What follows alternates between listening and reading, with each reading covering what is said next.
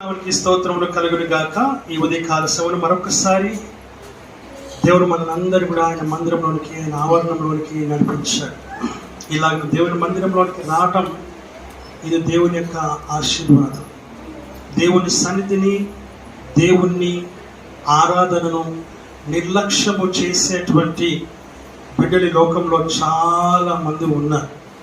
చిన్న చిన్న సాకులు చెప్పి ఇంట్లో కూర్చున్న వాళ్ళు, ఇంట్లోని పడుకున్న వాళ్ళు, లేక నిద్ర లేవలేక పడుకున్నటువంటి వాళ్ళు, నిద్రను కూడా జయించలేనటువంటి పరిస్థితుల్లో ఉన్నటువంటి వారు, వీరందరి గురించి మనము ప్రార్థన చేయాలి. వాళ్ళ గురించి మనం ఎందుకన్నా ప్రార్థన చేసేది అనుకోకూడదు. ఆమేన్. హల్లెలూయా, హల్లెలూయా. ఎందుకంటే సాతాను వారిని ఏలుబడి చేస్తూ ఉంటుంది. కాబట్టి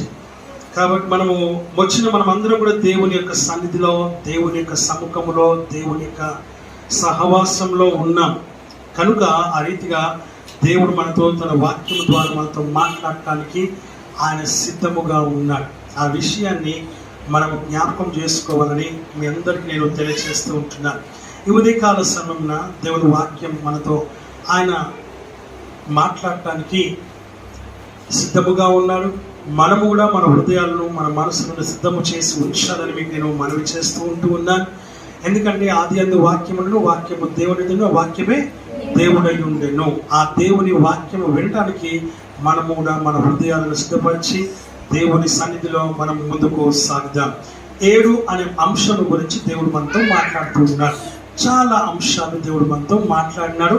ఈ రోజున ఇంకొక అంశంతో దేవుడు మన ముందుకు వచ్చిన్నాడు. ఆమేన్. హల్లెలూయా. ఏంటి ఆ 7 అంశాలు అని అంటే, రాళ్లతో చంపబడిన 7. ఏంటి? రాసుకోండి. రాళ్లతో చంపబడిన 7. దేవుని వాక్యము మనతో ఈ పరిశుద్ధ గ్రంథంలో ఎవరు, ఎందుకు, దేనికి రాళ్లతో కొట్టబడ్డారు, చంపబడ్డారు అనేది మనతో మాట్లాడడానికి ఆయన సిద్ధముగా ఉన్నారు. మరి ఆ రీతిగానే దేవుని యొక్క వాక్యాన్ని వినడానికి మీరు కూడా సిద్ధము పడి ఉండాలని మీకు నేను మనవి చేస్తున్నా. Let us open our hearts, let us open our minds, let us open our lives in before his feet. Amen. Hallelujah. దేవుని పాదాల చెంత ఈరోజు మన హృదయాలు, మన మనస్సులు తెరిచి ఉంచాలని మీకు నేను మనవి చేస్తూ ఉన్నాను. చదువుదాం. మొదటి మాటగా మనము చూద్దాం. దయచేసి కూడి వచ్చినటువంటి ప్రతి ఒక్కరూ ఈ రోజున నీ హృదయం, నీ మనస్సుతో దేవుడు మాట్లాడుతున్నాడు. నీ జీవితంతో దేవుడు మాట్లాడడై ఉన్నాడు. నీవు సిద్ధముగా ఉండాలని మీకు నేను మనవి చేస్తూ ఉన్నాను. అపోస్తుల కార్యములు 7వ అధ్యాయం 56వ వచనం నుంచి మనము 58వ వచనం వరకు చదువుకుందాం. 3 వచనాలు చదువుతాం.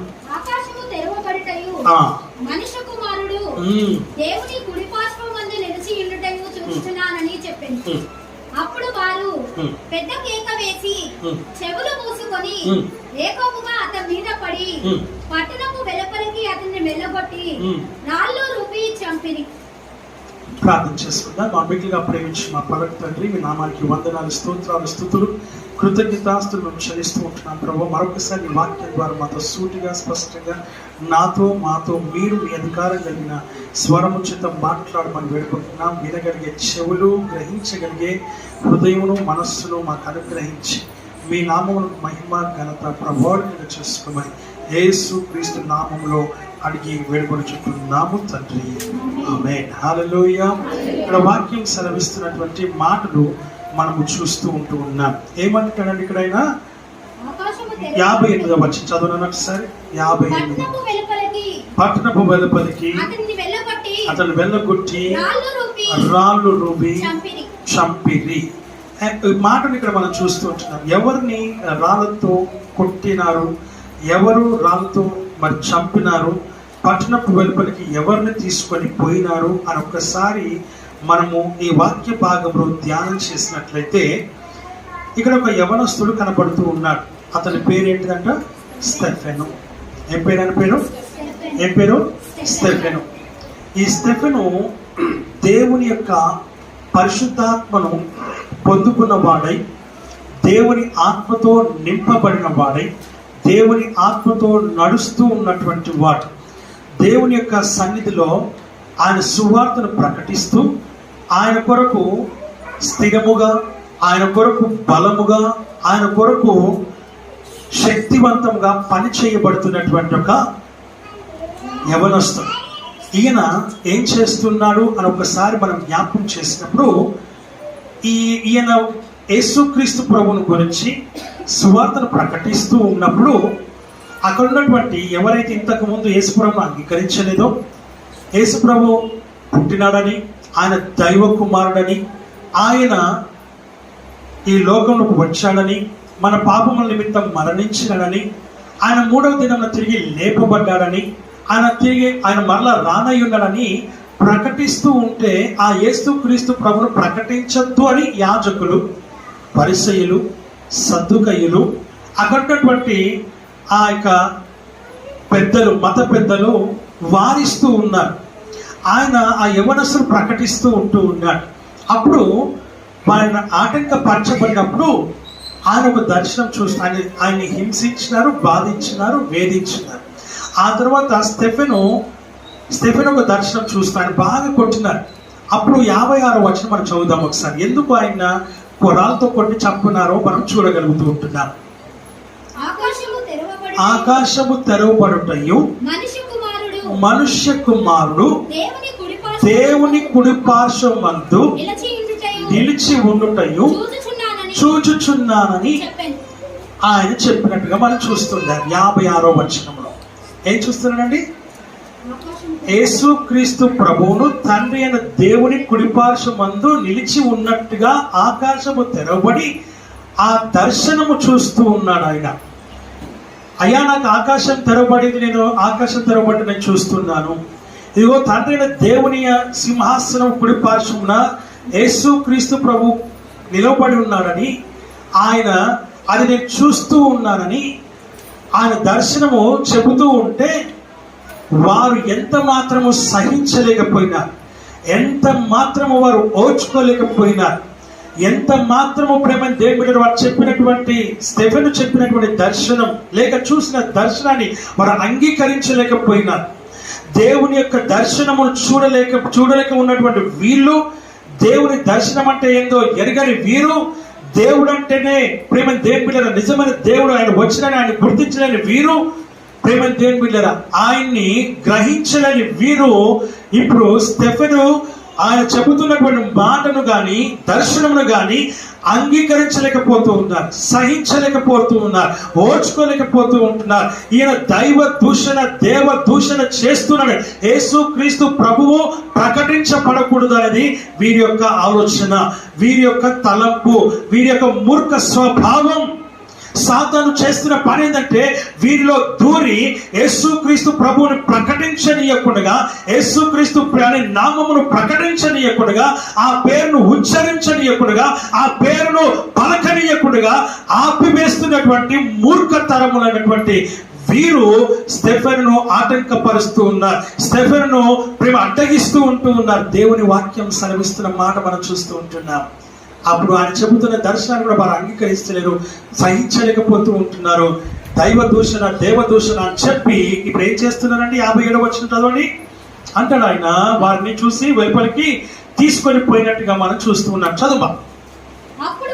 అప్పుడు వారు పెద్దలు పెద్ద కేక వేసి చెవులు మూసుకొని ఏకముగా అతని మీద పడి పట్టణపు వెలుపలికి వెలగొట్టి రాళ్ళు రువ్వి ఆయన చంపినట్టుగా చూస్తూ ఉన్నాం.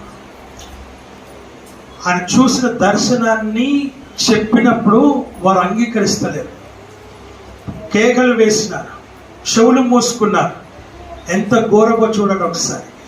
మనం అనుకుంటున్నాం ఈనాటి కాలంలోనే యేసుక్రీస్తు ప్రభువును ప్రకటిస్తే, యేసు ప్రభువును అంగీకరిస్తే, యేసుక్రీస్తు ప్రభువును నమ్ముకుంటే హింసిస్తూ, బాధిస్తూ, వేధిస్తూ, చంపుతున్నారని మీరు అనుకుంటున్నారు. కాదు, యేసు ప్రభు వచ్చి చనిపోయి తిరిగి లేచి ఆయన వెళ్ళినటువంటి మొదటి రోజు నుంచి మొదలయ్యింది ఈ యొక్క హింస కాండ. దేవుని వాక్యం సెలవిస్తున్న మాట మనం చూస్తూ ఉన్నాం. నీ దేవుడు నిన్ను రక్షించింది దేనికంటే ఆయన సాధనముగా, ఆయన పనిముట్టుగా, ఆయన ఆయుధముగా ఈ లోకంలో నువ్వు వాడబడి ఆయన కొరకు నువ్వు సాక్షిగా నిలబడి ఆయన కొరకు సాక్షాత్మైన జీవితము జీవించి ఈ లోకానికి ప్రకటించడానికి అనే సంగతిని నీవు గ్రహించాలని వాక్యము ద్వారా మనం ఇక్కడ గమనిస్తూ ఉన్నాం. అందుకే ఇక్కడ చెప్తున్న ఆయన వారు చెప్పినటువంటి మాటలు వారి చెవులు మూసుకుంటున్నట్టుగా చూస్తున్నాం. ఎంత మాత్రం ఇష్టపడట్లేదు యేసయ్యని, ఎంత మాత్రం ఆయన్ని నామమును ప్రకటించడానికి ఇష్టపడకపోగా, అంగీకరించకపోగా, సహించలేకపోగా బయటికి వెలుపలికి తీసుకొని ఊరి వెలుపలికి తీసుకొని పోయి రాళ్ళు రువి చంపినట్టుగా మొదటి సంఘటన మనము చూడగలుగుతూ ఉన్నాం. ఈయన ఎందుకు చంపబడ్డాడు అనంటే యేసు క్రీస్తు నామమును ప్రకటన చేయకుండా ఉండడానికి, యేసయ్య నామము కొరకు మొట్టమొదటి హతసాక్షిగా చేయబడినట్టుగా వాక్యము ద్వారా మనం ఇక్కడ చూస్తూ ఉన్నాం. గొప్ప విషయం ఏంటంటే అపోస్తలుడు అనేటువంటి పౌలు గారు ఎవరైతే ఉన్నారో, అపోస్తల కార్యాలు రాసినటువంటి వ్యక్తి, తర్వాత పత్రికలు రాసినటువంటి వ్యక్తి, ఆయన అక్కడే ఉంటారు. ఆ యవనస్తుడు కూడా అక్కడే ఉన్నాడు. ఆయన పాదముల దగ్గర వీరి వస్త్రములు పెట్టినట్టుగా దేవుని వాక్యము ద్వారా మనం ఇక్కడ చూడగలుగుతూ ఉన్నాం. హల్లెలూయా, హల్లెలూయా. వాక్యం సెలవిస్తున్న మాట, నా ప్రియమైనటువంటి వాళ్ళ చక్కటి మాటను మనం ఇక్కడ చూస్తూ ఉన్నాం. మన జీవితంలో దేవుడు చేసినటువంటి కార్యాలు మనం ఎన్నో అనుభవించినాం, ఎన్నో చూసినాం. మనం ఆశీర్వాదాలు చూసినాం, మేలు చూసినాం, అద్భుతాలు చూసినాం, సూచక్రియలు చూసినాం. కానీ ఏనాడైనా ఒక్కరోజైనా దేవుని కొరకు మనం నిలబడినామా? యేసయ్య కొరకు నిలబడేటువంటి ఆత్మీయ జీవితాన్ని మనం కలిగి ఉండినామా? ఒక్కరోజైనా మనం హింసించబడ్డామా? ఒక్కరోజైనా ఒక దెబ్బ తినగలిగినామా? ఒక్కరోజైనా ఈ శరీరం పైన ఆయన కొరకు ఒక ముద్ర చేయబడిందా? ముద్ర వేయబడిందా? ఒక అవమానము నీకు కలిగిందా? ఒక నింద నీకు కలిగిందా? ఒక దూషణ నీకు కలిగిందా? ఒక తృణీకరణ నీకు కలిగిందా? No, never. దేవుని వాక్యం సెలవిస్తున్న మాటలు మనం ఇక్కడ చూస్తుంటున్నాం. చాలాసార్లు హింసించబడుతూ ఉంటే మనం ఏం చేస్తున్నాం? మీరు వచ్చిన అయ్యా హింసించొద్దు, హింసింపబడనీయకుండా అన్నట్టుగా మనం ప్రార్థనలు చేస్తూ ఉన్నాం. నా ప్రియమైనటువంటి వారులారా, దేవుని వాక్యం సెలవిస్తుంది, హింసించబడ్డా, వేధించబడ్డా, మనం కొట్టబడ్డా, తృణీకరించబడ్డా, అవమానించబడ్డా, అవన్నీ కూడా దేవుని నామ మహిమార్థమై దేవుని సన్నిధిలో నీవు దేవుని కొరకు నిలబడడానికి నీ విశ్వాసము, నీ నమ్మకము, నీ నిరీక్షణ దేవుని సన్నిధిలో బలముగా ఉండడానికి కోసము ఇవన్నీ కలుగుతూ ఉన్నప్పుడు వాటిని నువ్వు ఎంత మాత్రము తృణీకరించకూడదని దేవుని వాక్యం ద్వారా మనం ఇక్కడ గమనిస్తూ ఉన్నాము. హల్లెలూయా, హల్లెలూయా. వాక్యం సెలవిస్తున్న మాట మనం చూస్తుంటున్నాం. అలాంటి సంఘటన జరిగినప్పుడు, అలాంటి పరిస్థితికి ఏర్పడినప్పుడు, అలాంటి స్థితి నీకు ఎదురైనప్పుడు ప్రేమ దేవుడు ఎంత మాత్రం భయపడక, దిగులు పడక, ఆందోళన చెందకుండా, పారిపోకుండా నువ్వు నిలబడి దేవుని కొరకు ప్రేమ దేవుడు దేవుని నామమును ప్రకటించే ఆ గొప్ప సాక్షిగా నువ్వు నిలబడాలని వాక్యము ద్వారా మనం ఇక్కడ గమనిస్తూ ఉన్నాము. హల్లెలూయా, హల్లెలూయా, హల్లెలూయా. వాక్యం సెలవిస్తున్న మాటలు మనం ఇక్కడ గమనిస్తుంటున్నాం. నేను వెళ్ళే మార్గము నా యేసుకే తెలియును, నేను వెళ్ళే మార్గము నా యేసుకే తెలియును, శోధించబడిన తీరగా నేను సువర్ణమై మారెదను, శోధించబడిన తీరగా నేను సువర్ణమై మారెదను.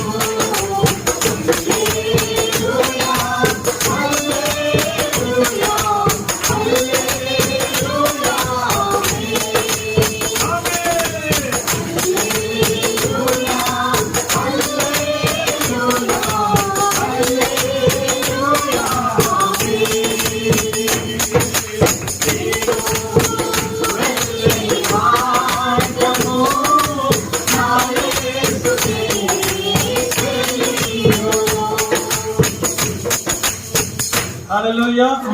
నీవు వెళ్ళే మార్గంలో అనేకమైన ఆటంకాలు కలగొచ్చు, అడ్డంకులు కలగొచ్చు, అవరోధాలు కలగొచ్చు. దేవుడు వాక్యం సెలవిస్తున్న మాట మనం ఇక్కడ చూస్తుంటాం. వాటన్నిటినీ జయించాలి. ఏం చేయాలి? వాటన్నిటినీ జయించాలి. జయించే జయ జీవితం నువ్వు కలిగి ఉండాలి.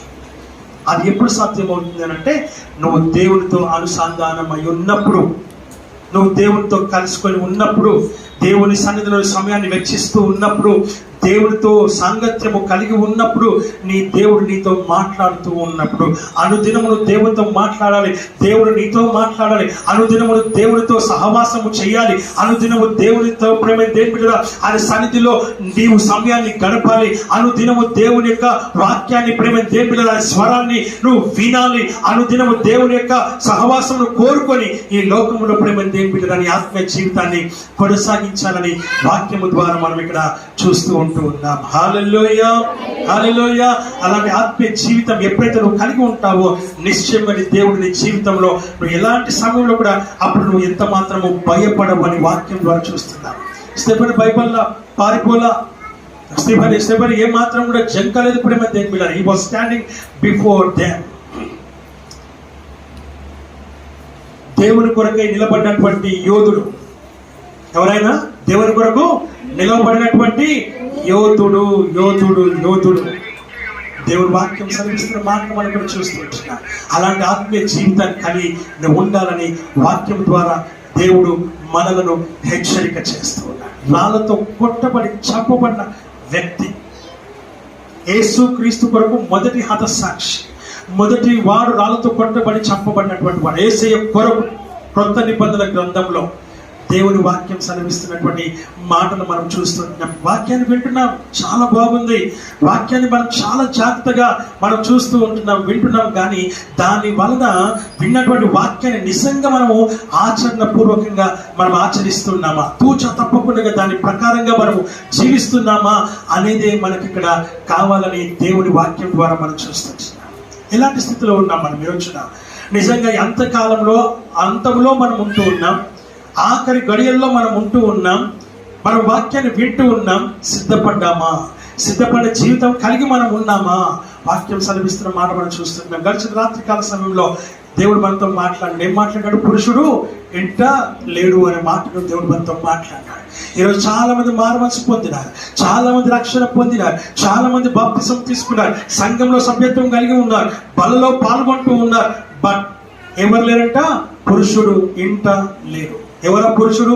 యేసు క్రీస్తు ప్రభువు లేడు కనుకనే మనం నిర్లక్ష్యంగా ఉన్నాం, లేడు కనుకనే అలక్ష్యంగా ఉన్నాం, లేడు కనుకనే ప్రేమ దేవుని మీద మనం ఇష్టానుసారంగా జీవిస్తున్నాం, లేడు కనుకనే మనం ఇష్టానుసారంగా మనం ప్రవర్తిస్తూ ఉంటూ ఉన్నాం. దేవుని వాక్యం సెలవిస్తుంది, ఆయన నీలో ఉంటే నువ్వు ఎలా ఉంటావనంటే ప్రేమపూర్వకంగా, ఆప్యాయంగా, ఓర్పుగా, సహనంగా, ప్రేమ దేవునికి ఇష్టమైన ప్రియమైన బిడ్డగా నువ్వు ఉంటావని దేవుని వాక్యం ద్వారా చూస్తున్నాం. ఎన్ని కష్టాలు కలిగినా, ఎన్ని ఇరుకులు కలిగినా, ఎన్ని ఇబ్బందులు కలిగినా, ఎన్ని అవరోధాలు కలిగినా, ఎన్ని విరోధాలు కలిగినా, ఎన్ని నష్టాలు కలిగినా, నీ జీవితంలో శ్రమలు కలిగినా, నిందలు వచ్చినా, అవమానాలు వచ్చినా, వాటన్నిటిని ఎదుర్కొని పోరాడి జయించి జయ జీవితంలో కలిగి దేవుని సన్నిధిలో నీవు నిలబడతా కారణం ఆయన అంటాడు, ఆ పురుషుడు నీ ఇంటిలో ఉన్నాడు కనుక, ఆ యేసయ్య నీలో ఉన్నాడు కనుక నువ్వు వీటన్నిటిని జయించగలుగుతున్నావు. Because of him you are leading a victorious life.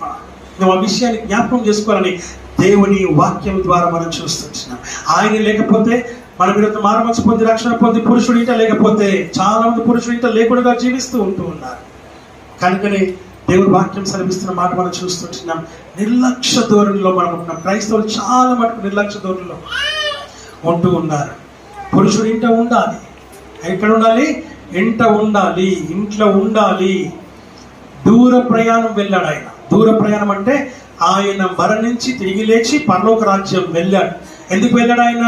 చదవండి 14వ అధ్యాయం యోహాను సువార్త 14వ అధ్యాయం మొదటి 3 వచనాలు. నీ హృదయములను కలవరపడనీయకుడి, నేను మీకు స్థలము సిద్ధపరచ వెళ్తున్నాను. లేని యెడల మీతో చెప్పుదును, నా తండ్రి ఇంట అనేక నివాసములు కలవు, లేని యెడల మీతో చెప్పుదును. నేను వెళ్ళి మీ కొరకు స్థలము సిద్ధపరచని యెడల నేను స్థలములో మీరును ఉండులాగున మరలా వచ్చి నా యొద్ద నుండి మిమ్మల్ని తీసుకొని పోతును. ఆయన మరలా వస్తాడు. వచ్చేంత వరకు అదే దూర ప్రయాణం. దూర ప్రయాణం ఏంటి? ఆయన వెళ్ళాడు, తిరిగి రానై ఉన్నాడు. ఆఖరి గడియల్లో, ఆఖరి సమయంలో, అంతంలో మనం ఉంటూ ఉన్నాం. ఆయన వచ్చి పర్యంతరం వరకు నువ్వు నమ్మకంగా, అనగా ఆయన రాకడ వరకైనా నమ్మకం ఉండాలి, లేదా ఆయన మరణం వరకు నీ యొక్క మరణం వరకైనా నువ్వు ఆయన కొరకు నమ్మకముగా ఉండాలని వాక్యం ద్వారా మనం ఇక్కడ గమనిస్తూ ఉంటూ ఉన్నాం. హల్లెలూయా, హల్లెలూయా. నువ్వు మారు మనసు పొందింది, నువ్వు రక్షణ పొందింది, బాప్తిసం తీసుకుంది, సంఘంలో సభ్యత్వం కలిగి ఉన్నది, బలలో నువ్వు పాల్గొంటుంది దేనికయ్యా అంటే అంత్య దినాన నువ్వు లేపబడడానికి, ఆ పురుషుని కలిగి జీవించడానికి, నువ్వు ఎదుర్కోవడానికి అన్న సంగతిని నీవు గ్రహించాలని దేవుని వాక్యము ద్వారా మనం ఇక్కడ గమనిస్తూ ఉంటూ ఉన్నాం. హల్లెలూయా, హల్లెలూయా. అందుకని వాక్యం సెలవిస్తుంది, ఆ స్టెఫెను గట్టిగా నిలబడ్డాడు. ఆయన లేపబడాలి కనుక దేవుని కొరకు నిలబడ్డాడు. ప్రేమ దేవుని బిడ్డలారా, వాక్యం సెలవిస్తుంది ఆయన కొరకు హతసాక్షిగా మారినాడు, మార్చినారు. ప్రేమ దేవుని బిడ్డలారా, వారితో ఆయన చనిపోదాం అనుకోలేదు, కానీ ఆయన చంపేసినారు. ఆయన నిలబడ్డాడు. ప్రేమ దేవుడు పారిపోకుండా మన యొక్క జీవితం ఎలా ఉంది ఈరోజు మనల్ని మనం పరిశీలన చేసుకుందాం, పరీక్షించుకుందాం, పరిశోధించుకొని తెలుసుకోవాలని వాక్యం ద్వారా మనం ఇక్కడ గమనిస్తున్నాం. రెండో మాటగా మనం చూద్దాం. దయచేసి చూడండి ఒకసారి. యెహోషువ రాసిన గ్రంథం 8వ అధ్యాయం. యెహోషువ రాసిన గ్రంథం 8వ అధ్యాయం 25వ వచనం చదవడం మనం చేస్తాం. ఆ దినమున పడిన స్త్రీ పురుషులందరూ 8వ అధ్యాయం 25వ వచనం. ఆ దినమున పడిన స్త్రీ పురుషులందరూ 12,000 మంది. యెహోషువ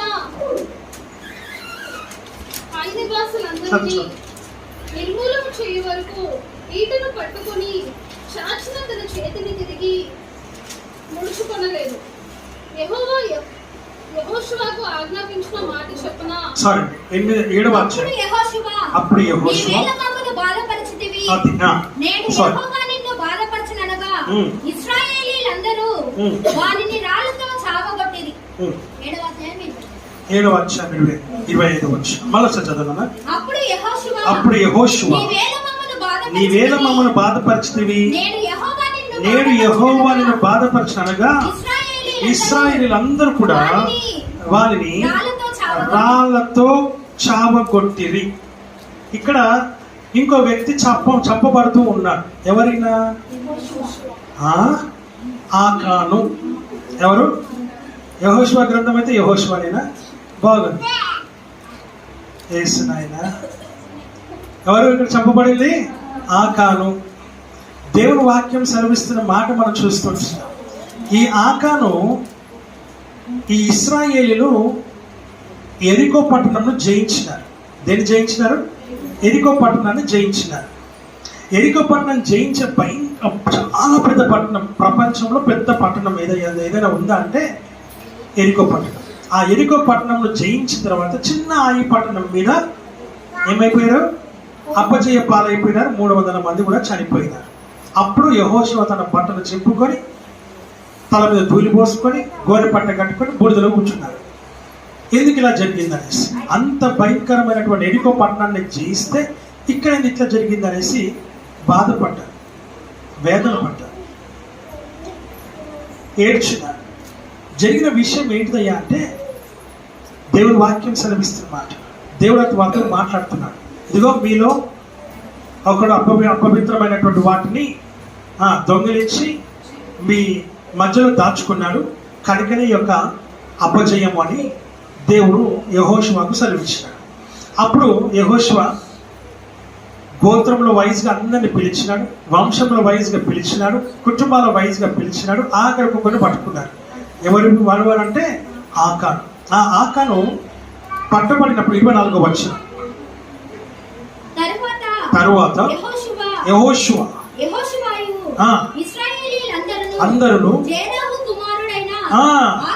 ఏ కుమారుడైనా జెరాహు కుమారుడైన ఆకానును, ఆ వెండిని, ఆ పై వస్త్రమును, ఆ బంగారు కమ్మిని, ఆకానును, ఆకాను కుమారులను, కుమార్తెలను, ఎద్దులను, గాడిదలను, మందను, డేరాను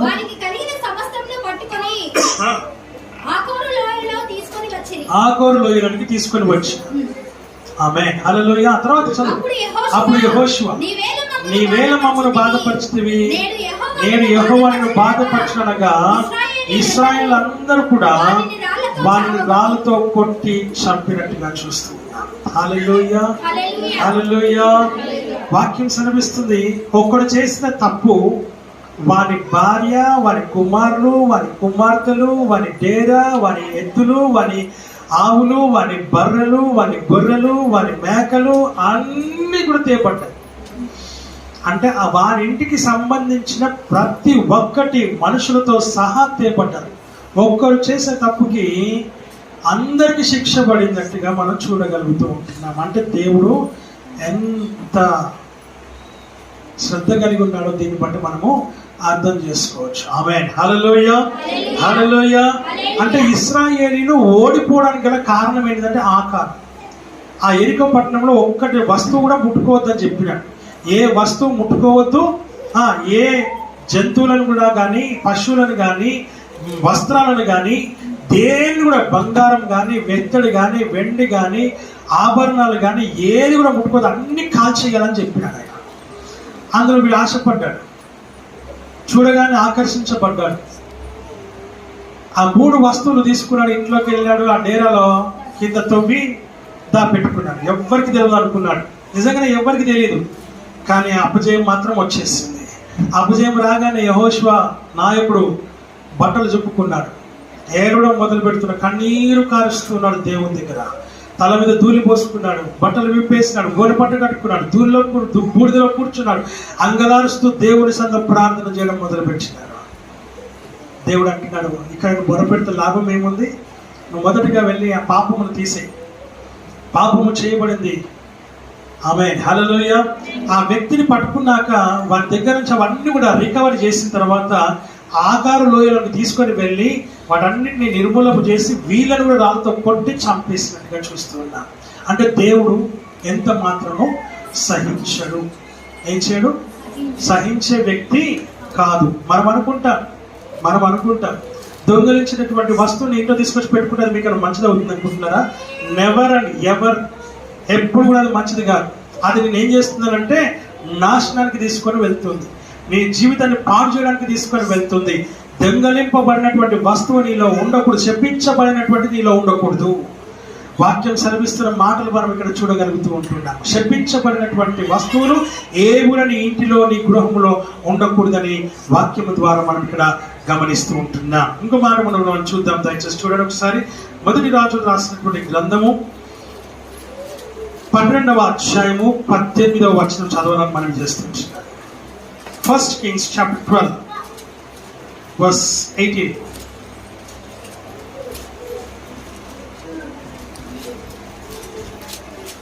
తరువాత రాజైన రెహబాము వెట్టపని వారి మీద అధికారి అయిన అదోరామును పంపగా ఇశ్రాయేలు వారందరూ రాళ్ళతో అతన్ని కొట్టినందున అతడు మరణమాయెను. దేవుని వాక్యం సెలవిస్తున్న మాట ఏంటంటే ఇశ్రాయేలులకు ఇంతకుముందు రెహబాము పట్టాభిషేకము చేయబడినట్టుగా మనం చూస్తుంటున్నాం. అయితే ఈ రెహబాము ఏం చేస్తున్నాడంటే ఇశ్రాయేలు దగ్గరికి పెద్దలను పిలిచి అయ్యా, ఇప్పుడు వెట్టి చాకిరి చేస్తూ ఉన్నటువంటి వారు ఎవరైతే ఉంటూ ఉన్నారో, లేకపోతే ఎవరైతే వాళ్ళకి మనం ఏం న్యాయం చేద్దాము అనేసి యెరోబాము అనేవాడు తండ్రి ఉన్నాడు, ప్రేమదేవి బిడ్డ. ఈ పిలిచి అడిగినప్పుడు ఇశ్రాయేలు పెద్దలు అన్నారు, వారితో పెద్దగా మాట్లాడు, స్మూత్గా మాట్లాడు, బుజ్జగించు, వాళ్ళు పని చేస్తారయ్యా అని మంచిగా చెప్పినారు. వాళ్ళు మంచి మాటలు చెప్పినారు. ఇక్కడ రెహబాము ఏం చేస్తున్నాడంటే మళ్ళా వీళ్ళని కాదని చెప్పేసి తనతో ఉన్నటువంటి తన వయసుతో ఉన్నటువంటి యవనస్తులను పిలిచి అడిగినారు. ఏమని అడిగినారంటే, అయ్యా మనం ఏం చేద్దామంటే వాళ్ళు ఏ వెట్టి చాకరీ చేస్తున్నారో దానికంటే ఎక్కువ భారం మోపు, దానికంటే ఎక్కువగా వారిని హింసించు, బాధించు, వేధించు, కష్టపెట్టు, శ్రమ పెట్టు, భయముతో వాళ్ళు ఉంటారు నీకు అని చెప్పగానే ఈ రెహబాము ఏం చేస్తున్నారు, అదోరాము అనేటువంటి ఒక నాయకుడు పంపిస్తే వాళ్ళు ఏం చేస్తున్నారు, దేవుని వాక్యం సెలవిస్తున్న మాట. ఈ రోజున పెద్దల మాట ఎవరు కూడా వినట్లా. పెద్దల మాట సత్తి మూట. మంచి మాటలు ఎవ్వరు కూడా వినట్లేదు. మంచి చేయడానికి ఎవరు ఇష్టపడట్లేదు.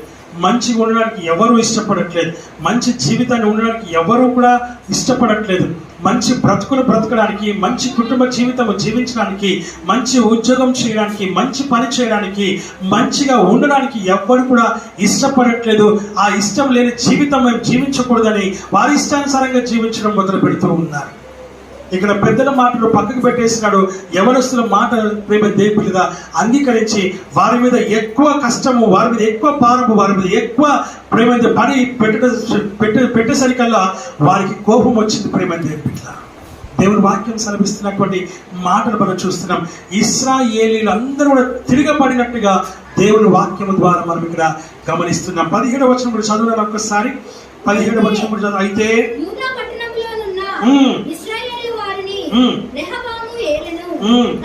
తర్వాత రాజు అయిన రెహబాము వెట్టి పని వారి మీద అధికారి అయిన అదోరామును పంపగా ఇశ్రాయేలు వారందరూ రాళ్ళతో అతన్ని కొట్టినందున అతడు మరణమాయెను. కాబట్టి రాజు అయిన రెహబాము యెరూషలేమునకు పారిపోవాలని తన రథము మీద త్వరగా ఎక్కి వారు కూడా పారిపోయినట్టుగా చూస్తూ ఉంటున్నాం. దేవుని వాక్యం సెలవిస్తున్న మాట మనం చూస్తుంటున్నాం. ప్రజల పైన భయంకరమైనటువంటి వెట్టి చాకిరిని లేకపోతే వెట్టి పనిని వారి పైన మోపడం వల్ల వారు విసిగిపోయి వేసారిపోయి ప్రేమ దేవుని బిడ్డలారా ఏం చేస్తున్న రోజున ఈరోజు మనం కూడా విసిగిపోయినాం, వేసారిపోయినాం. మనకున్నటువంటి అప్పులు, మనకున్నటువంటి భారం, మనకున్నటువంటి కష్టం, మనకున్నటువంటి వేదన ఈరోజు ఎవరు పెట్టట్లా. మనకు మనమే భారంగా మోసుకుంటూ ఉన్నాం. మనకు మనమే మన భారాన్ని హెచ్చించుకుంటూ ఉన్నాం. ఎలాగ హెచ్చించుకుంటూ ఉన్నాము అని అంటే దేవుని వాక్యం సెలవిస్తున్న మాటను మనం ఇక్కడ చూస్తుంటున్నాం. దేవుని సన్నిధిలో ఉండాల్సినటువంటి నీవు లోకంలో ఉంటూ ఉన్నావు. దేవుని సన్నిధిలో ఉండాల్సిన నీవు లోకంలో జీవిస్తూ ఉంటూ ఉన్నావు. లోకంలో ఉన్న వాటిపైన ఆధారపడుతున్నావు. దేవుని పైన ఆధారపడాల్సినటువంటి నీవు. వాక్యం అంటుంది యెషయా గ్రంథం 33వ అధ్యాయం 31వ అధ్యాయం మనం చూసినప్పుడు ఎవరి మనస్సు నీ మీద ఆనుకొని ఉండునో నేను వాడిని పూర్ణ శాంతి గలవానిగా చేసేదను అని చెప్పి దేవుడు మనతో మాట్లాడుతూ ఉన్నాడు. ఆమేన్, హల్లెలూయా.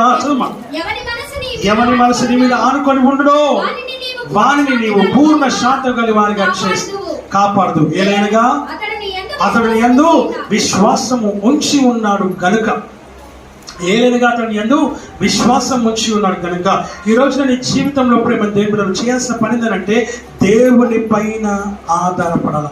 దేవుని పైన నువ్వు ఆనుకొని ఉండాలి. దేవుని నువ్వు కోరుకోవాలి. దేవుని సన్నిధిని నువ్వు కోరుకోవాలని వాక్యము ద్వారా మనం ఇక్కడ గమనిస్తూ ఉంటూ ఉన్నాం. హల్లెలూయా, ఆమేన్. వాక్యం సెలవిస్తున్న మాట మనం చూస్తుంటున్నాం. మన జీవితంలో ఈ రోజున మన పైన భారము మోపబడుతూ ఉంది. భారమైనటువంటి భారాలు మోపబడ్డమే కాకుండా ఏం చేయబడుతున్నాం అంటే అణిగిపోతున్నాం, కృంగిపోతున్నాం, కృషించిపోతూ ఉన్నాం. వాక్యం అంటుంది కీర్తనల గ్రంథం 42వ అధ్యాయం 11వ వచనం ఏమంటుంది అక్కడ ఒక మాట పడ చూద్దాం. నా ప్రాణమా నీవేళ కృంగి ఉన్నావు, నాలో నీవేళ తొందరపడుచున్నా.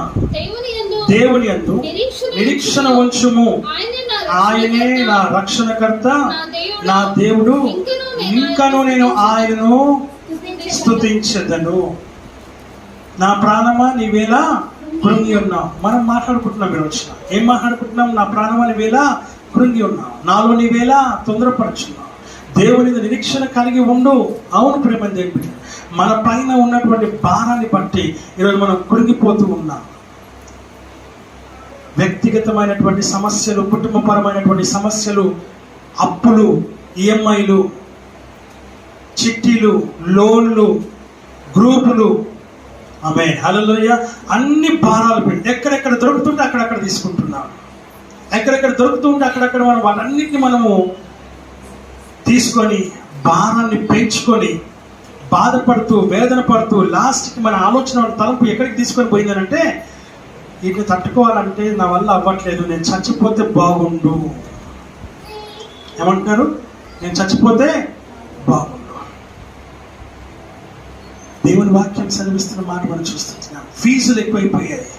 ఫీజులు కట్టలేక, బుక్కులు కొనలేక, డ్రెస్సులు కొనలేక, షూస్ కొనలేక, మాడ్యూల్స్ కొనలేక, నోట్ పుస్తకాలు కొనలేక, పిల్లలను చదివించలేక, రకరకాల భారాలు మన పైన మోపబడినప్పుడు ప్రేమ దేవుని బిడ్డలారా, మన ఆలోచన ఎక్కడికి వస్తుంది? ఎండ్ ఆఫ్ ద టైంలో, ఎండ్ ఆఫ్ ద డే ఎక్కడికి వస్తుంది? ఇక నేను బ్రతకడం వేస్ట్, నేను చచ్చిపోతా. ఆమేన్. హల్లెలూయా, హల్లెలూయా, హల్లెలూయా. కోరి కష్టాలు తెచ్చుకుంటున్నాం మనం. నిజం, దేవుని వాక్యం సెలవిస్తున్నటువంటి మాటలు మనం ఇక్కడ చూస్తూ ఉన్నాం. నా ప్రేమైనటువంటి వారులారా, ఈ భారాలన్నీ మన పైన మోపబడ్డాయి. అక్కడ యెరొబాము ఏం చేసినాడు? రెహబాము ఏం చేసినాడు? వెట్టి భారాలు మన వారిపైన మోపినాడు. ఇక్కడ మనకు మనమే మోపుకుంటూ ఉన్నాం. ఎవరు మోపట్లేదు, మనకు మనమే మోపుకుంటూ ఉన్నాం. దేవుని వాక్యం సెలవిస్తున్న మాటలు మనం ఇక్కడ చూస్తున్నాం. ఈ కష్టాలన్నీ మనం కొని తెచ్చుకునేవే, ఈ భారాలన్నీ మనం కొని తెచ్చుకునేవే. వీటి నుంచి బయటికి రావడానికి మన వల్ల అవ్వట్లేదు. దేవుని వాక్యం సెలవిస్తున్నటువంటి మాట మనం చూస్తూ ఉంటున్నాం. వీటి నుంచి బయటికి రావాలంటే, వీటన్నిటి నుంచి విడుదల పొందాలంటే నువ్వు చేయాల్సిన పని ఒకటి ఉంది. నువ్వు దేవునికి అప్పగించుకొని, నీ హృదయాన్ని, నీ మనసును దేవునికి అప్పగించుకొని, దేవుని సన్నిధిలో ప్రార్థన చేయటం, ఆయన చెప్పింది చేయటం నువ్వు చేస్తే ఖచ్చితంగా వీటన్నిటి నుంచి విడుదల పొందుతాం. ఒక్క మాట చెప్పండి దేవునికి. ఏమని చెప్తారంటే, ప్రభువా, నాయన, యేసయ్య, తండ్రి, అబ్బా, నేను తెలిసే ఈ భారాలను నేనే కొని తెచ్చుకున్నాను, నేనే అప్పులు తెచ్చుకున్నాను. వీటన్నిటి నుంచి నాకు విడుదల కలిగించి, ఇవన్నిటిని, ఈ అప్పులన్నీ తీర్చేటువంటి శక్తిని, మార్గాన్ని నాకు చూపించిన. ఇక మీదట ఈ అప్పులు నేను చేయను, ఇక మీదట ఈ యొక్క వేటిలోకి నేను ప్రవేశించను ప్రభువా, నాకు ఒక్కసారి సహాయం చేయి ప్రభువా అని, ఇక మీద నేను అప్పులు చేయను గాక చేయని దేవుని దగ్గర నువ్వు ఒక్క ప్రమాణం చేయి దేవుని దగ్గర. వీటన్నిటిలో నుంచి దేవుడు విడిపించడమే కాకుండా నీకు మార్గాన్ని చూపించి ఆయన నిన్ను గురి యొద్దకు నడిపిస్తాడు. హల్లెలూయా, హల్లెలూయా. ఖచ్చితంగా నీ దేవుడు నీకు మార్గాన్ని చూపిస్తాడు. ఎర్ర సముద్రము నీ ఆజ్ఞ మేరకు రహదారిగా మారగా, ఎర్ర సముద్రము నీ ఆజ్ఞ మేరకు రహదారిగా మారగా,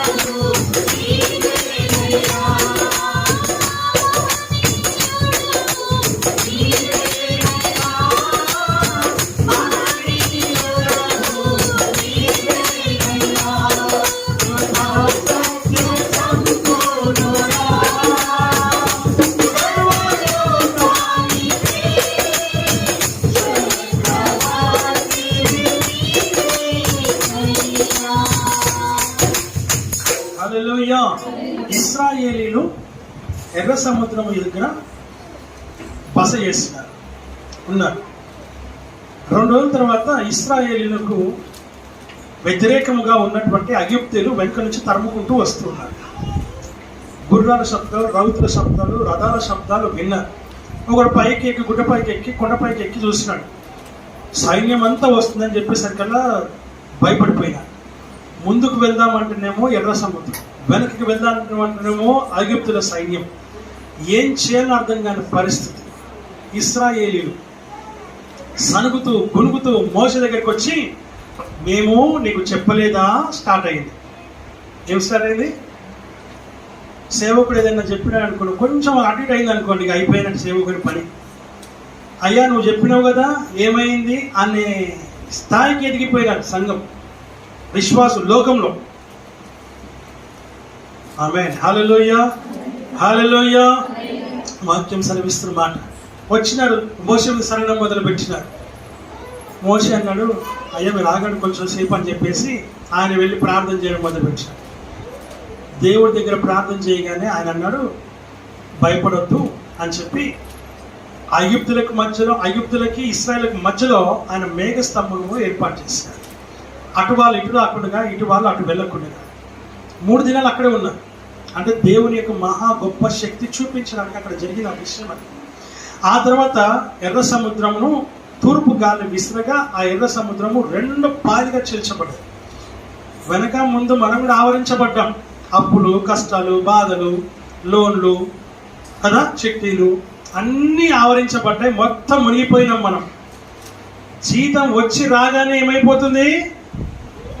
మొత్తం పోతుంది. అలాంటి స్థితిలో ఇశ్రాయేలు ఉన్న వెనుక ముందు మొత్తం ఎటువంటి ఛాన్స్ లేకపోతే దేవుడు వారికి మార్గాన్ని తెరిచినాడు. ఎర్ర సముద్రంలో పాయలుగా చేసినాడు.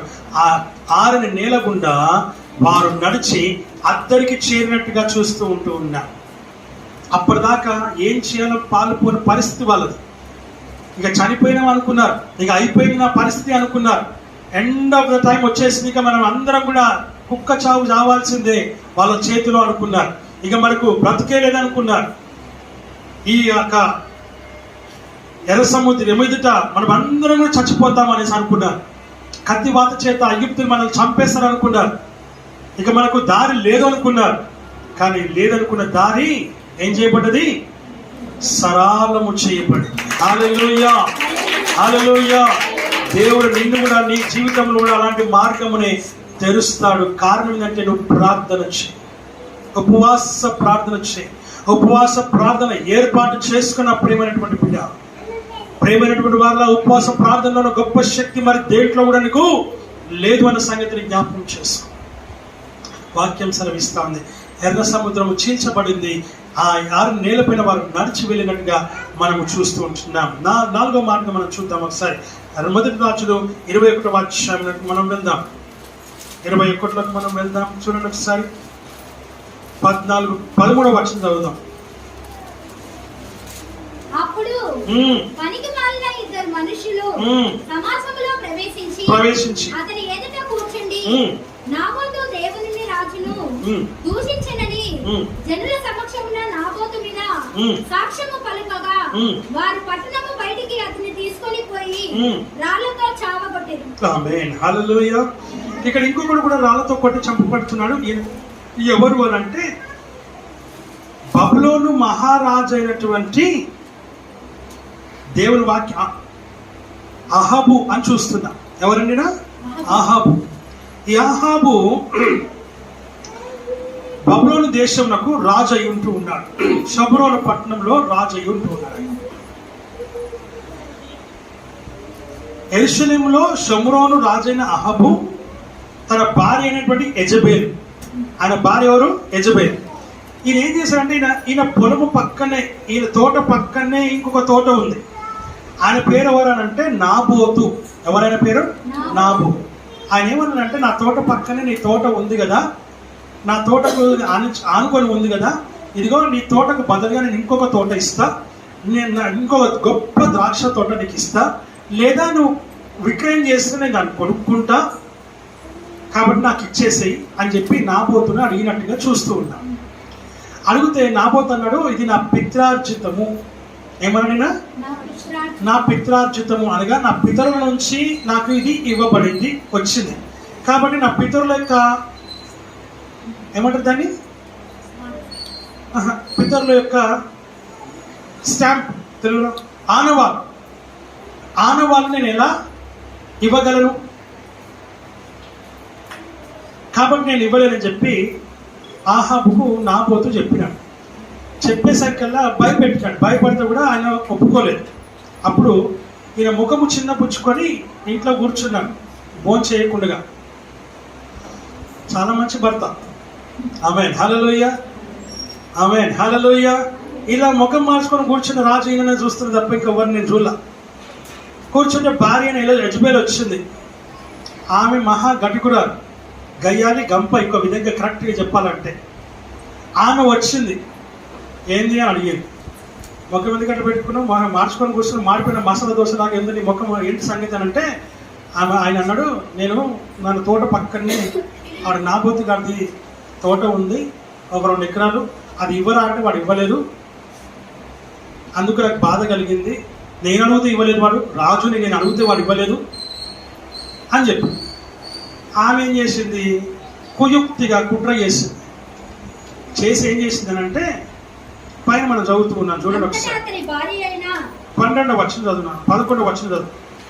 అతని పట్టణపు పెద్దలను పట్టణమందు నివసించే సామంతులను యెజబేలు తమకు పంపిన తాకీదు ప్రకారంగా జరిగించి ఎట్లనగా ఉపవాస దినము చాటించి నాబోతును జనుల ఎదుటకు నిలబెట్టిరి. అప్పుడు ఇద్దరు మనుషులను ప్రవేశించి అతని ఎదుట కూర్చుండి నాబోతు దేవుణ్ణి రాజును దూషించనని జనుల సమక్షంలో నాబోతు మీద సాక్ష్యము పలుకగా వారు పట్టణపు బయటకి అతను తీసుకొని పోయి రాళ్లతో చావుగొట్టిగా నాబోతు రాతి దెబ్బల చేత మరణమాయనని పంపగా. చదమ్మా. నాబోతు రాతి దెబ్బల చేత మరణమాయనని యెజబేలు విని నాబోతు సజీవుడు కాడు గనుక నీవు లేచి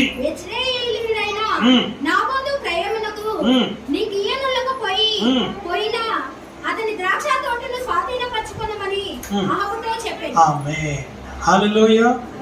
ఏం చేసింది, కుట్రతో ఇద్దరు మనుషులను ఏర్పాటు చేసి అబద్ధ సాక్ష్యము చెప్పించి దేవుణ్ణి రాజును దూషించాను. ఎప్పుడు ఉపవాస దినము చాటించి ఉపవాస ప్రార్థన జరుగుతూ ఉన్న సమయంలో దేవుణ్ణి దూషించాలని రాజును కూడా దూషించాలని అబద్ధము చెప్పించి మోసముతో కుట్రతో కుయుక్తితో నాబోతును చంపించినట్టుగా మనం చూస్తున్నాం.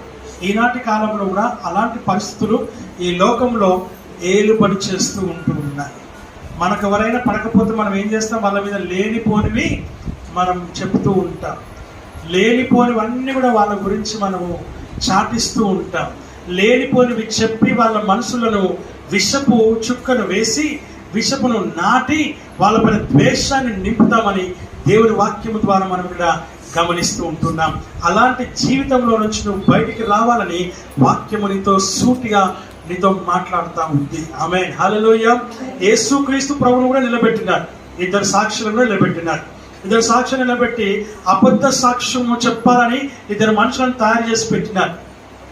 నీవు దేవుని కుమారుడవేనా అని ఒక ప్రశ్న వేసినారు. ఆయన చెప్పడేమో అనుకున్నారు. ఆయన ఏమన్నాడు, వీరికి ఎందుకో ఆ యొక్క అపవాదం, వీరెందుకు అబద్ధ సాక్ష్యం చెప్పాలి, అది కరెక్టే కదా, అవును అన్నాడు ఆయన. ఇక అబద్ధ సాక్షులతో మనకు పని లేదని చెప్పి దేవుని వాక్యం సెలవిస్తున్న మాట మనం చూస్తున్నాం. ఈ లోకంలో జరిగేటువంటి ప్రతి ఒక్క క్రియకి ఒక ప్రక్రియ, ఇంకొక క్రియ ఉంటుందన్న సంగతిని నీవు జ్ఞాపకం చేసుకోవాలని దేవుని వాక్యం ద్వారా మనం చూస్తున్నాం. అందుకనే నువ్వు ప్రార్థనలో ఉండాలి, అందుకనే నువ్వు వాక్యాన్ని చదవాలి. ఏది నిజం, ఏది అబద్ధం, ఏది మోసం, ఏది సత్యం నువ్వు తెలుసుకోవాలంటే దేవుని యొక్క సన్నిధిలో నీవు ఉండాలని వాక్యము ద్వారా మనం ఇక్కడ గమనిస్తూ ఉంటూ ఉన్నాం. 5వదిగా మనం చూద్దామా, గమనించుదాం, దయచేసి చూడండి ఒకసారి. 6వదిగా మనం చూద్దాం ఒకసారి. 2వ దినవృత్తాంతములు 5వది 2వ దినవృత్తాంతం 24వ అధ్యాయం. 2వ దినవృత్తాంతం 24వ అధ్యాయం 20వ వచనం చదువుకుందాం. 2 Chronicles 20వ అధ్యాయం. అప్పుడు దేవుని ఆత్మ యాజకుడకు యెహోయాదా కుమారుడైన జకర్యా మీదికి రాగా అతని జనుల ఎదుట నిలబడి, మీరెందుకు యెహోవా ఆజ్ఞలను మీరుచున్నారు, మీరు వర్తిల్లరు, మీరు యెహోవాను విసర్జించుచున్నారు కనుక ఆయన మిమ్మల్ని విసర్జించునని దేవుడు సెలవిచ్చుచున్నాడని. ఆమేన్. అందుకు వారు అతని మీద కుట్ర చేసి రాజు మాటను బట్టి యెహోవా మందిరపు ఆవరణము లోపల రాళ్ళు రూపి అతని చావగొట్టి. దేవుని వాక్యం సెలవిస్తున్న మాట ఏంటంటే యెహోయాదా అనేటువంటి ఒక వృద్ధుడు చనిపోయినాడు, అనగా ప్రవక్త. అతను చనిపోయిన తర్వాత 130 ఏళ్ళు అయినటువంటి యెహోయాదా చనిపోయిన తర్వాత ఇశ్రాయేలులో ఇంకా ఏ ప్రవక్త కూడా ఇంకప్పటికీ రాలేదు, లేపబడలేదు. ఆ సమయంలో దేవుడు ఒకరిని లేపినాడు. ఎవరిని ఆయన లేపినటువంటి వ్యక్తి ఎవరు అని ఒకసారి మనం గమనిస్తే 18వ వచనం నుంచి మనం చదువుతాం. జనులు తమ పితరుల దేవుడైన యెహోవా మందసమును విడిచి, ఎవరిని విడిచిపెట్టారంట వీళ్ళు? ఎవరిని విడిచిపెట్టినారు? యెహోవా మందసమును విడిచిపెట్టేసినారు, యెహోవా సన్నిధిని విడిచిపెట్టేసినారు, యెహోవా మందిరమును విడిచిపెట్టేసినారు, యెహోవా ఆలయమును విడిచిపెట్టేసినారు, యెహోవా సహవాసమును విడిచిపెట్టినట్టుగా మనం ఇక్కడ వాక్యము ద్వారా మనం ఇక్కడ చూస్తూ ఉంటున్నాం. యెహోవా మందిరాన్ని, యెహోవా సహవాసాన్ని, యెహోవా ఆలయాన్ని, యెహోవా మందసమును, యెహోవా యొక్క వాక్కును, మాటను విడిచిపెట్టి దేవుని సన్నిధి నుంచి దూరమై దేవునికి వ్యతిరేకముగా, దేవునికి విరోధముగా, దేవునికి అయిష్టముగా, దేవునికి టోటల్గా విరోధముగా ఏం చేస్తున్నారండి ఇక్కడ? ఆ మాట దేవతా స్తంభములకును విగ్రహములకును పూజ చేసినట్టుగా మనము చూస్తూ ఉంటున్నాం, విగ్రహారాధన చేసినట్టుగా మనము చూస్తూ ఉంటూ ఉన్నాం. నా ప్రియమైనటువంటి వాళ్ళ అలా చేసిన తర్వాత దేవుడు ఏం చేస్తున్నాడు ఇక్కడ? తమ వైపునకు 19వ వచనం, తమ వైపునకు వారిని మళ్లించుటకై యెహోవా వారి యొద్దకు ప్రవక్తలను పంపగా ప్రవక్తలు పలికిరి కానీ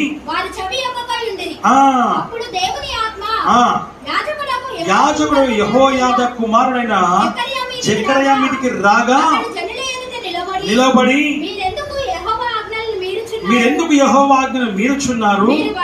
మీరు వర్ధిల్లరు కనుక ఆయన మిమ్మల్ని విసర్జించనని దేవుడు సెలవించనని అనేను. అంతటా ఎందుకు వారు కుట్ర చేసి రాజు మాటను బట్టి ఆవరణంలో రాళ్ళు రుబ్బి అతను ఏం చేస్తారంట? చంపేస్తారు. యాజకులు చెప్పినారు, ఆయన వారి మాట వినలేదు. యెహోయాదా కుమారుడైనటువంటి జెకర్యాను కూడా దేవుడు పంపించాడు. ఆయన లేపినాడు, కుమారుని లేపినాడు, నువ్వు వెళ్ళి ప్రకటించమని. ఇదిగో మీరు తప్పు చేస్తున్నారు, ఇదిగో మీరు దేవునికి విరుద్ధమైన కార్యాలు మీరు చేస్తున్నారు, మీరు వర్ధిల్లరు అని చెప్పారు. ఏమన్నాడు? వర్ధిల్లరు. వర్ధిల్లరు అంటే దాని అర్థం అభివృద్ధి చెందరు, మీరు బాగుపడరు, మీరు ఆశీర్వాదంగా ఉండరు, దీవెనకరముగా ఉండరు, మీకు మేలు కలగదు, జాగ్రత్త అని హెచ్చరిక చేస్తారు. ఆ మాటకు వాళ్ళ కోపం తెచ్చుకొని వాళ్ళు ఏం చేశారు? ఆయన తీసుకొని వెళ్ళి మందిర ఆవరణంలో రాళ్ళతో కొట్టి చంపినట్టుగా మనం దేవుని వాక్యం ద్వారా మనం ఇక్కడ గమనిస్తూ ఉంటున్నాం. హల్లెలూయా, హల్లెలూయా, హల్లెలూయా. రాళ్ళతో కొట్టి చంపబడ్డము పాత నిబంధన గ్రంథంలో అదొక శిక్ష. ఏంటిది? ఒక శిక్ష. ఎవరు ఏర్పాటు చేసినారు? ఇది దేవుడే ఏర్పాటు చేసినాడు. దేవుని అనగా ఇశ్రాయేలుకు భయం కలిగి ఉండాలని ఈ యొక్క శిక్షను ఆయన ఏర్పాటు చేసినట్టుగా దేవుని వాక్యము ద్వారా మనం ఇక్కడ గమనిస్తుంటున్నాం. మన జీవితంలో ప్రియమైన దేవుని బిడ్డలారా, దేవుని ఒక్కొక్కసారి దేవుడు మనల్ని హెచ్చరిక చేస్తాడు. సేవకు ద్వారా మొదటిగా మనం ప్రార్థనలో ఉన్నప్పుడు ఒక ఆలోచన వస్తుంది మనకి, ఇది తప్పు ఆలోచన వస్తుంది. టింగ్, ఒక హెచ్చరిక. చెప్పండి, టింగ్, ఫస్ట్ హెచ్చరిక. రెండోది వాక్యం చదువుతూ ఉన్నప్పుడు ఒక వాక్యంలో హెచ్చరిక వస్తుంది. రెండు, టింగ్, రెండో బెల్లు మోగేది. ఆమేన్, హల్లెలూయా. తర్వాత ఎవరో ఇంట్లో వాళ్ళు పెద్దవాళ్ళు ఎవరో ఒకరు, ఎందుకో ఇది మంచిగా అనిపిస్తలేదు, మూడో బెల్లు టింగ్ మోగేది. మనం వింటామా? ఇక వాడు నాశనానికి దారి తీయబడినప్పుడు ఇక వాడు ఎందుకు ఎవరి మాట వింటాడు? నాలుగో బెల్లు సేవకుడు చెప్తాడు, లేకపోతే సేవకుడి యొక్క వాక్యం ద్వారా దేవుడు మనతో మాట్లాడతాడు. టింగ్ అని నాలుగో బెల్లు మోగుతుంది. అప్పుడు క్లియర్గా మోగుతుంది. అప్పుడు ఇంకా పిక్చర్ ఇస్తాడు దేవుడు. 70 mm స్క్రీన్ మీద క్లియర్ పిక్చర్ ఇస్తాడు. అప్పుడు కూడా మనం ఏం చేస్తాము? అక్కడ జరిగింది, ఇక్కడ జరిగింది, 3, 4 ఇప్పటివరకు ఏం కాలేదు, అంత అది నా భ్రమ, అది కళ, వాళ్ళేదో మాట్లాడుతున్నారు, అని మనకు మనమే సర్ది చెప్పుకునేసి ఇంకా అదే మార్గంలో మనం. ఆమేన్, హల్లెలూయా. దేవుని వాక్యం సెలవిస్తున్న మాట మనం చూస్తూ ఉంటూ ఉన్నాం. ఇక్కడ కూడా ఆయన హెచ్చరిక చేస్తే వాళ్ళు ఆ హెచ్చరికకు లోబడలేదు. ప్రేమ దేవుడు ఆయన కొట్టి చంపినట్టుగా దేవుని వాక్యము ద్వారా మనం ఇక్కడ చూస్తూ ఉంటున్నాం. ఇంకో మాట చూడండి ఒకసారి దయచేసి. సంఖ్యాకాండము 15వ అధ్యాయము త్వరగా 32 నుంచి 36 వచనం వరకు చదువుతాం. సంఖ్యాకాండం 15వ అధ్యాయం. ఇశ్రాయేలీయులు ఆ అరణ్యములో ఉన్నప్పుడు ఒకడు విశ్రాంతి దినమున కట్టెలు ఏరుట చూచిరి. వాడు కట్టెలు ఏరుట చూసిన మోషే యొద్దకును అహరోను యొద్దకును సర్వ సమాజము యొద్దకును వానిని తీసుకొని వచ్చిరి. వానికి ఏమి చేయవలెను అది విషదపరచబడవలెను గనుక వానిని కావలిలో ఉంచిరి. తర్వాత యెహోవా ఆ మనుషుడు మరణ శిక్ష నొందవలెను, సర్వ సమాజము పాలెములో వెలుపల రాళ్లతో వానిని కొట్టి చంపవలెనని మోషేతో చెప్పెను. కాబట్టి యెహోవా మోషేకు ఆజ్ఞాపించినట్లు సర్వ సమాజము పాలెము వెలుపలికి వానిని తీసుకొని పోయి రాళ్లతో వానిని చావగొట్టిరి. ఆమేన్, హల్లెలూయా, హల్లెలూయా. ఇక్కడ ఒక చక్కటి మాట మనం అందరం తెలుసుకోవాలి. ఉద్యోగాలు చేసేవాళ్ళు చేయలేకపోతారు. ఒకసారి ఉద్యోగాలు చేసేవాళ్ళు, నార్మల్గా పనులు చేసుకునే వాళ్ళు, సెల్ఫ్ ఎంప్లాయ్మెంట్, మనకు మనమే రాజులం రాణులం, సంపాదన, వ్యాపారం చేసేవాళ్ళు ఎంతమంది? ఓకే, ఇప్పుడు మీరందరూ కూడా జాగ్రత్తగా వినాలి. ఇక్కడ మాట మీ అందరికి చెప్పబడుతున్న మాట. ఇశ్రాయేలీలు అరణ్యంలో ఉన్నప్పుడు ఒకడు విశ్రాంతి దినమున కట్టెలు ఏరుట చూచిరి. ఏమేరుట? కట్టెలు ఏరుట. ఏ దినమున? విశ్రాంతి దినం అంటే ఏ దినం? ఏ రోజు? దినం అంటే మళ్ళీ ఇంకో దినం కాడికి పోతారు మీరు, నాకు తెలుసు. కాబట్టి ఏ రోజు? ఆదివారం రోజు. ఏం చేయకూడదు చెప్పండి? వాడాన్ని ఇంకా కట్టెలు ఏరుకొని పోతాం కేవలం. అంటే దాని అర్థం వంట కూడా చేసుకోవద్దని అర్థం. ఊక ఆదివారం రోజు చికెన్, మటన్, ఫిష్ అన్ని మేము ఏర్పాటు చేసుకొని వచ్చినాం, పోగాని చేసుకొని తినడానికి. అసలుకే మా ఇంట్లో చుట్టాలు కూడా వచ్చిండ్రు. ఆమేన్, హల్లెలూయా, హల్లెలూయా. సిద్ధపడి వచ్చినాం, అన్ని నూరుకొని కూడా వచ్చినాం మేము. వాసన రావట్లేదు మీకు? ప్రేమని కుటుంబాల ఎంత స్పష్టంగా వాడు ఏరుకుంటూ ఉండడం చూసిపోయి ఎవరు చెప్పినారు? మోషే గారికి చెప్పినారు. వాడిని పట్టుకొచ్చినారు. పట్టుకొచ్చి ఏం చేయాలో తెలియదు, అందుకని దేవుని దగ్గర ప్రార్థన చేయడం మొదలు పెట్టినారు.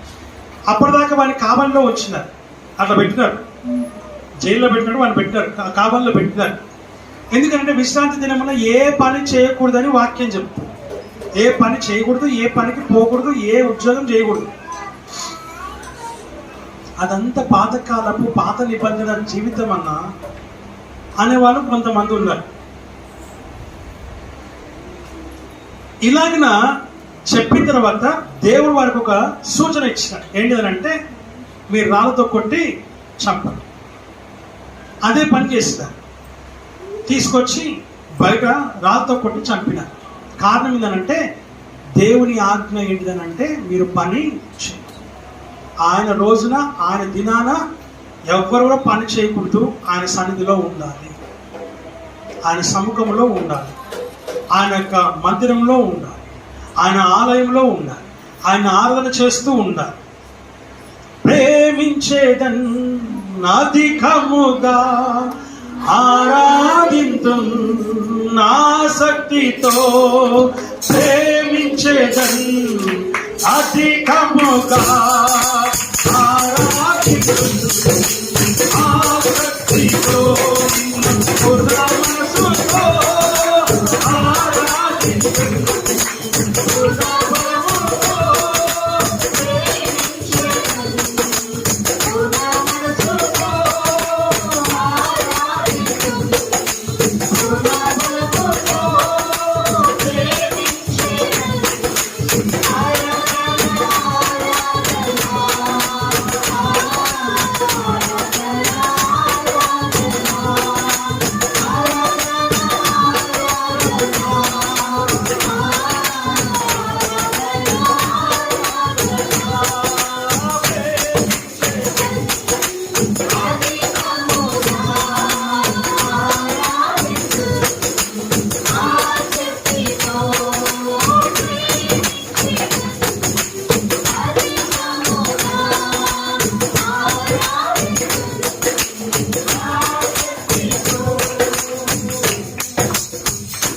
హల్లెలూయా, హల్లెలూయా. హల్లెలూయా. కనుక వాక్యం సెలవిస్తుంది, ఆదివారం రోజున ఎవరు కూడా పని చేయకూడదు. అది ఆ రోజు దేవుని యొక్క పరిశుద్ధ దినము గనుక పని చేయడానికి నీకు అధికారము లేదు. ఆ విషయాన్ని గమనించాలని వాక్యం ద్వారా మనం చూస్తూ ఉన్నాం. విశ్రాంతి దినమును ప్రేమ దేవుని బిడ్డగా నీవు అపవిత్రము చేయకూడదు, పరిశుద్ధముగానే ఉంచాలని దేవుని వాక్యము ద్వారా మనం ఇక్కడ గమనిస్తూ ఉన్నాం. నా ప్రియమైనటువంటి వారు ఇంకో మాట చూడండి ఒకసారి. లేవి రాసినటువంటి గ్రంథము లేవియా కాండము 24వ అధ్యాయం ఆఖరిగా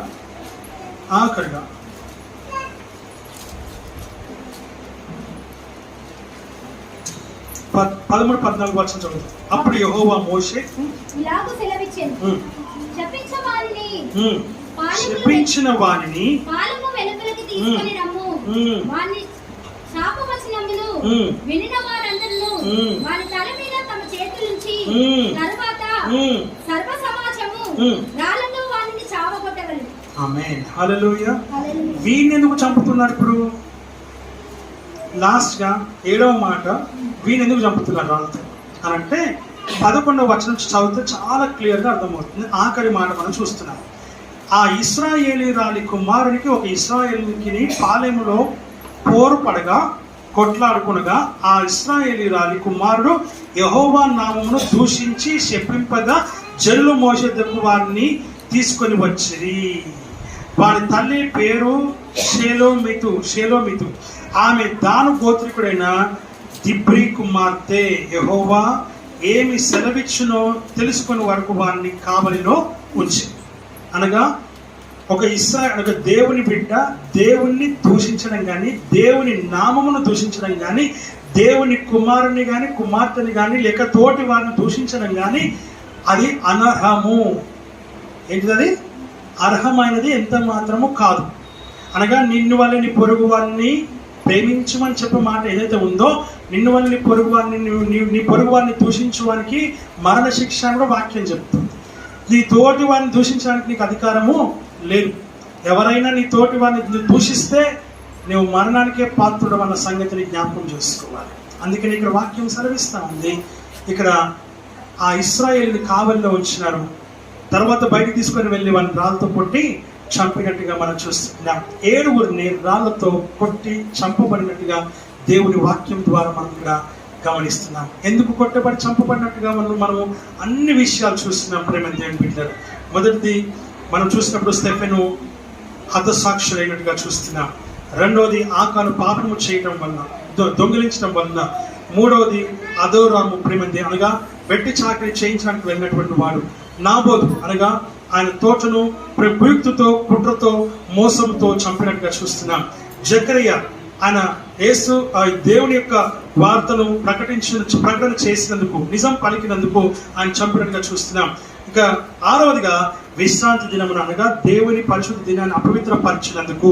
ఆ 7వదిగా చూసినప్పుడు శపించినటువంటి వారిని ఇశ్రాయేలులో ఎంత మాత్రము ఉండకుండా వాక్యం ద్వారా మనము చూస్తుంటున్నాం. అనగా నీ తోటి వారిని దూషించిన శపించిన ప్రేమ దేవుని బిడ్డలారా నీకు మరణ శిక్ష ఉంటుందన్న సంగతిని మనం జ్ఞాపకం చేసుకోవాలి. ఆ విషయాలన్నింటినీ జ్ఞాపకం చేసుకొని ఇంటికి వెళ్ళి మరలా ధ్యానం చేసి ఇంట్లో ప్రేమ దేవుని బిడ్డరా దాని చిత్తానుసారంగా జీవిస్తూ దేవుని సన్నిధిలో మనం ముందుకు సాగడం అట్లా దేవుడికి వాక్యమును ఆశీర్వదించి దీవించును గాక.